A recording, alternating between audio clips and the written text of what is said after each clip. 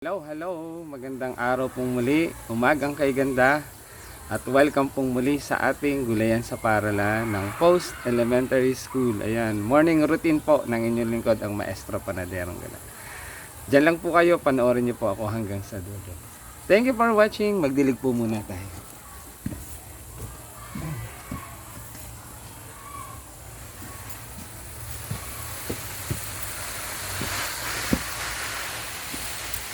Ayan.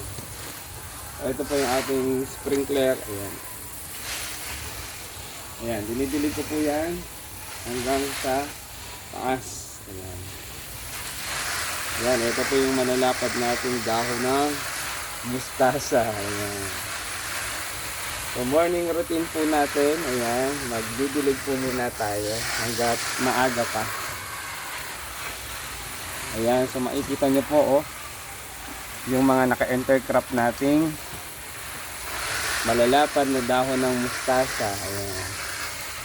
Kasama ang pipino at meron din pong eggplant. Ayan. Thank you for watching. Sana po ay mag-enjoy kayo dyan sa panonood ng aking reels and videos.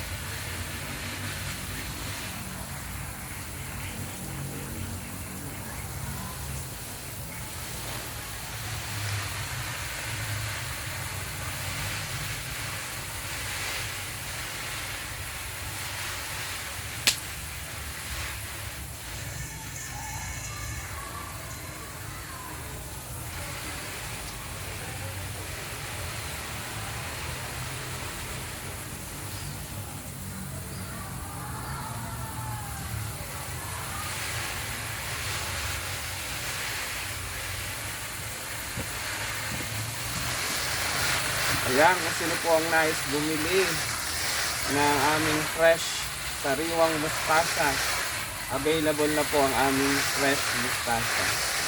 Mag-comment lang po kayo dyan sa comment section at ayan, mag-PM lang po kayo sa akin. Ito po ang ating mga fresh mustasa. Hanggang dito po yan sa kabilang flat.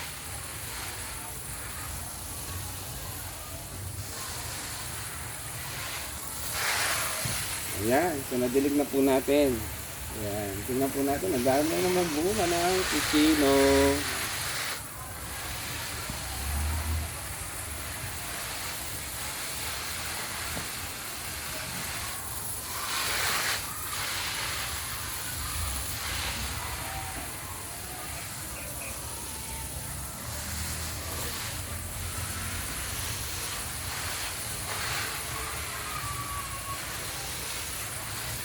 So, ilagay po muna natin itong sprinkler doon sa kabila.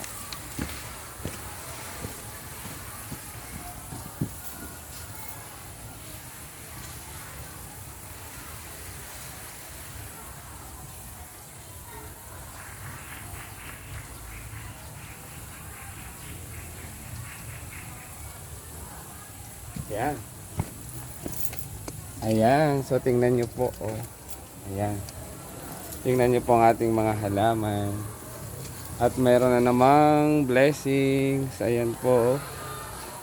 Ayan. Next week, pwede na siyang i-harvest. At ito pa. Ayan.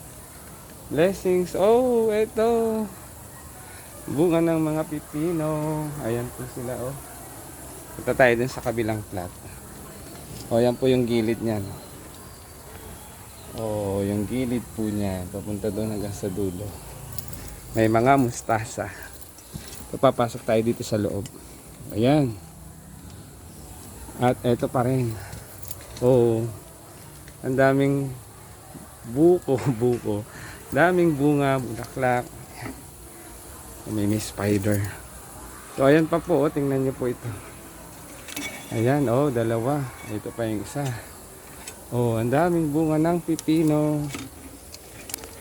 At intercrop po siya, ayan, ng mga mustasa. Ayan pa, pipino, oh. Eto pa po.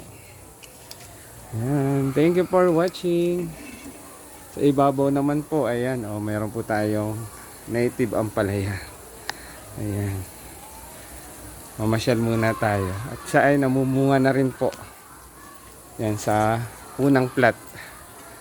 Ito po yung, ayan, native ampalaya.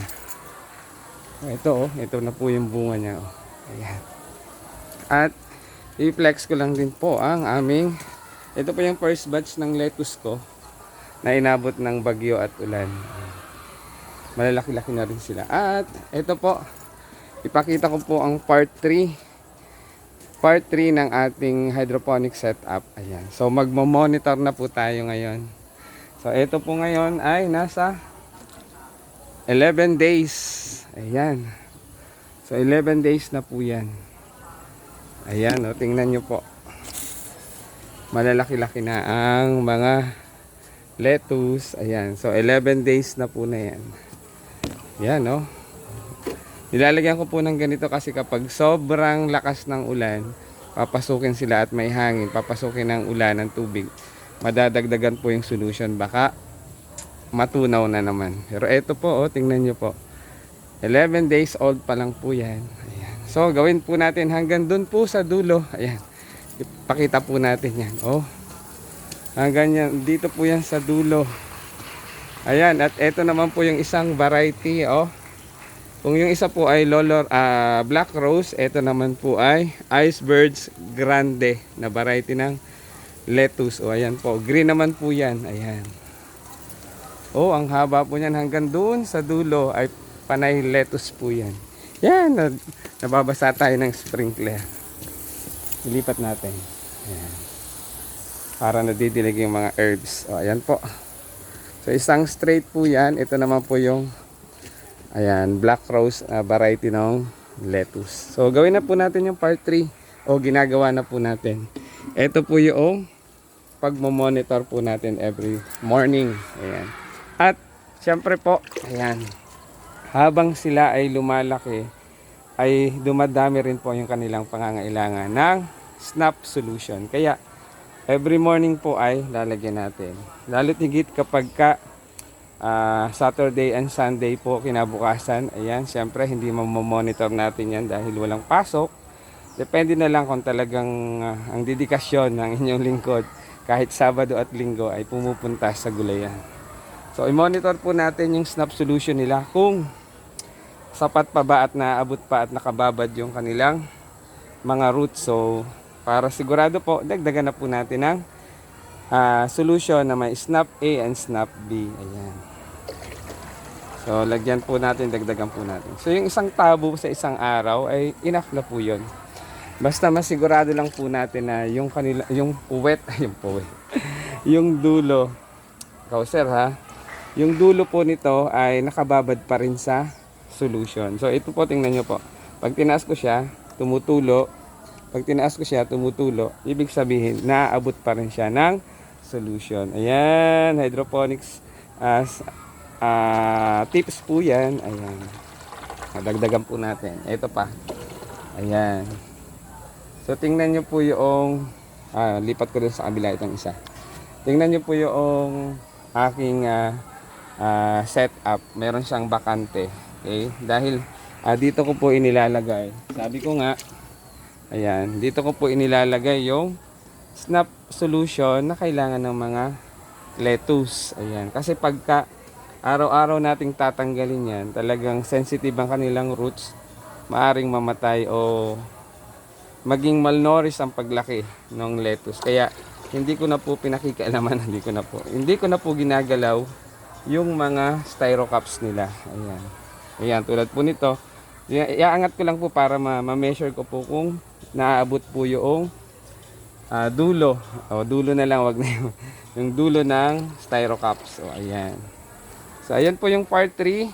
At tuloy-tuloy lang po hanggang umabot siya ng day 45. At pag day 45 na po, ayan na, yung most exciting part ng pagtatanim, ang pagha-harvest. Ayan. So, hanggang dun po yan sa dulo. Ang dami pong lettuce niyan. Kaya mga next month available na po yan. Bili na po kayo. Only 3 cups for 100. Ayan pa po. Ayan. Thank you for watching. Sana po ay nag-enjoy. At ang mas mahalaga, ay meron kayong natututunan. Especially po doon sa mga nag-hydroponics.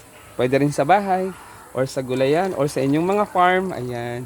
So panoorin niyo po hanggang sa dulo para meron kayong mga impormasyon na makukuha at mapupulot sa inyong lingkod, ang Maestro Panaderong Gala. Thank you for watching. God bless us always.